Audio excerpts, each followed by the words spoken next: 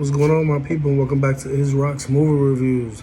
And we're going to be on a roll here. We're going to continue with the Fast and the Furious franchise, one of my favorite franchises of all time.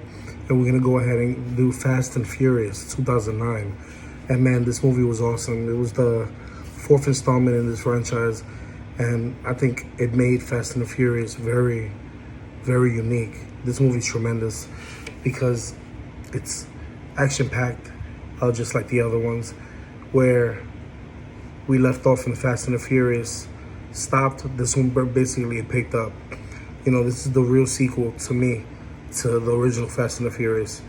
You know, I love that Paul Walker, Vin Diesel, Michelle Rodriguez, and Jordana Brewster reprised their roles back to the roots, where the way they were. And this has to be one of my favorite films in the franchise. I just love the way they came back. And I love the way they set it off. You know, this is one of those movies where from start to finish, from beginning to end, you know, you're on a roller coaster ride. And I love films like that. You know, this franchise definitely starts and ends like that in almost every movie. This movie kept me thoroughly entertained from beginning to end, for sure. This is when it started to become a little far-fetched. But who cares, right? We watch these movies to be entertained. It's a movie and definitely not as bad as, you know, some people mentioned or said at that time. Back in 2009, people were just angry. Besides the point of watching the movie, the point of watching this movie is to escape, right? Escape your reality. So I don't understand why people, you know, complained when they say these movies aren't realistic. No, it's a stretch of imagination. You know, we need movies like this, especially for car enthusiasts and for people like me that need to see something to escape reality once in a while.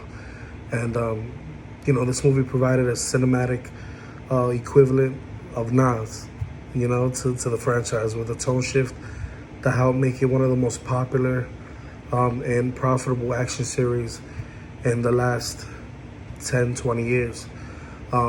This was an excellent flick, much better than the middle two, I believe. You know, when you're watching this movie, you gotta kind of forget those movies happened, even though I love those movies as well. But this was a great balls to the wall action sequel, which I feel like the actors really wanted to get back together in this one, and you can tell the way they united in this movie is like they actually genuinely missed each other, especially the dynamic between Vin Diesel and Paul Walker, which reteamed with, you know, Michelle Rodriguez and Jordana Brewster for this ultimate chapter of the franchise.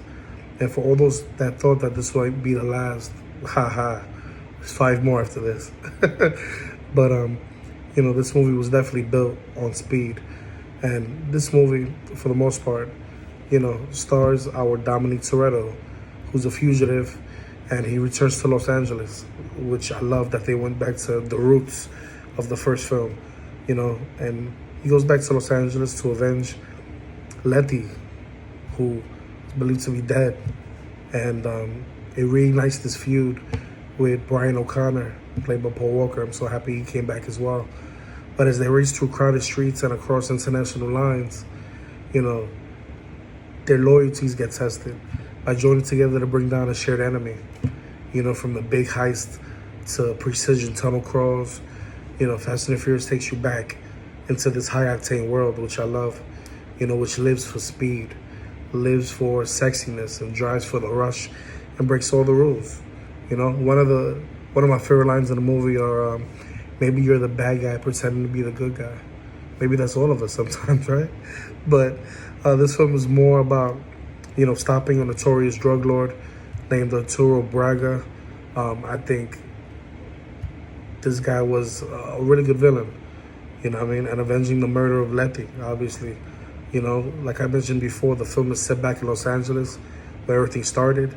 And then you push forward 5 years later, after leaving Los Angeles for the Dominican Republic, after Dom and his crew, you know, became pretty much wanted fugitives. You know, they had to leave the country. You know, Letty was murdered when she was mixed up in a drug racers, basically a mule cartel. You know, she knew the people who hired her, and she knew that she would be double-crossed and did it anyways. And while trying to escape, You know, she was killed by the henchman of this drug dealer. And obviously Vin Diesel, you know, you bring him back into this chaotic mix, and he's gonna avenge her death. And you know, they end up tracking down this drug lord, spoiler alert, and they kill him. You know, Brian O'Connor, you know, regains his status as an FBI agent, and he's assigned to track down the notorious drug lord in this one. And you know, this is when he mixes with Dom, who's looking for the same guy. So I thought the plot really drove the story. You know, and the way both men face each other in this film, in this kind of final showdown, was pretty cool.